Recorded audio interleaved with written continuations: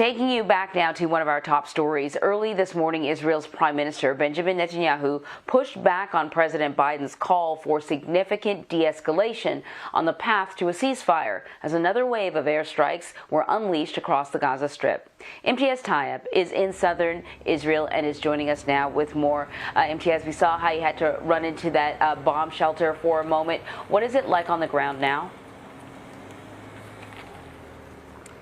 Anne-Marie, good to talk to you. Yeah, that's right. I'm in southern Israel, just a few miles away from the Gaza Strip. You can see that this road here is totally blocked off. The Israeli security forces are not letting anybody in because of the incoming rocket fire from the Gaza Strip, from Hamas. But, you know, to answer your question about what's been going on, well, it's been strange. Which is probably a bit of a weird answer, but let me kind of unpack this. Overnight, we had about 8 solid hours, in which not a single rocket was fired from the Gaza Strip into southern Israel. We have not seen that in the 11 days since this conflict has begun. 8 hours. What we've also seen is relative calm from the Israeli side. But also I can tell you where I'm standing right now, where we were earlier this week, where probably about half a mile from where I'm standing now, we saw a row of tanks as far as the eye can see. Well, we've seen those tanks basically on very big trucks being driven out of here. Which, if a war is going to continue, if a fight's going to continue, you wouldn't be moving around your hardware like that. All of this sort of is in the background of this breathless speculation that we will be seeing some kind of ceasefire, a ceasefire which could potentially start as soon as 24 hours from now. Anne-Marie.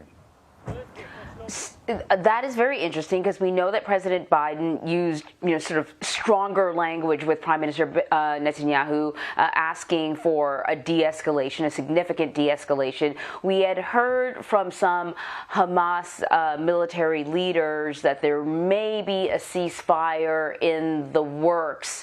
Does it appear as if perhaps some of this international pressure is actually having an impact?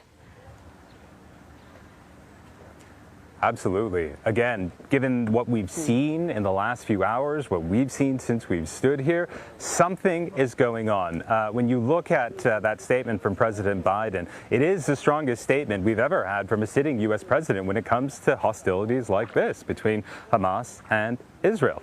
There is a shift here, and there's also a risk here for the Israeli Prime Minister, Benjamin Netanyahu. Of course, the U.S. and Israel are very, very good allies, and that relationship isn't always smooth, if you will, but it's rock solid.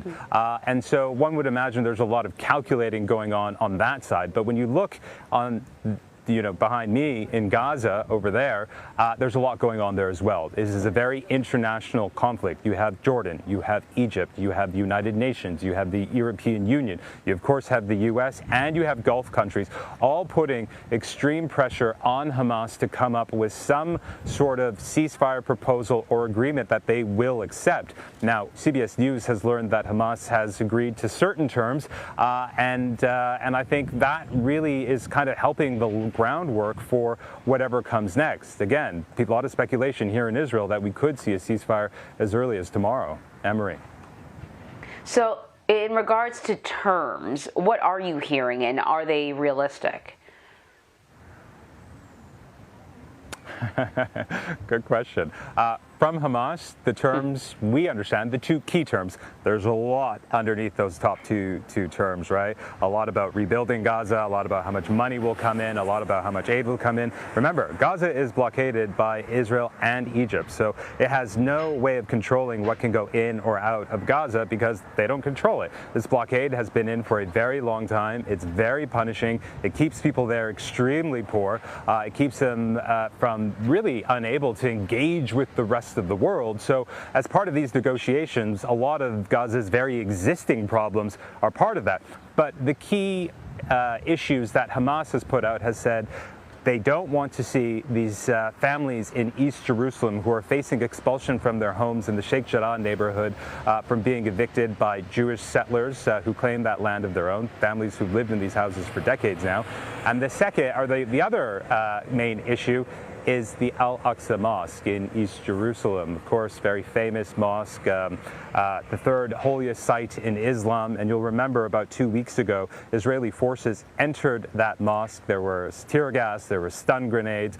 It was a pretty horrific scene. It was in the month of Ramadan, one of the holiest nights of the month of Ramadan. That, of course, sparked outrage around the world. And those two key issues, many see, has sparked this conflict, this brutal conflict in which, over close to 250,000, or sorry, 250 rather, Palestinians in Gaza have been killed. We know around 12 Israelis have been killed as well. And so this latest round of violence, all roads lead to East Jerusalem. But very quickly, to answer your question, is it possible? Will this hold? The short answer is probably not. Israel may agree to it, but will Israel enact it in a year from now, 6 months from now? That's anyone's guess. Anne-Marie. Right. Imtiaz, thank you so much. Stay safe.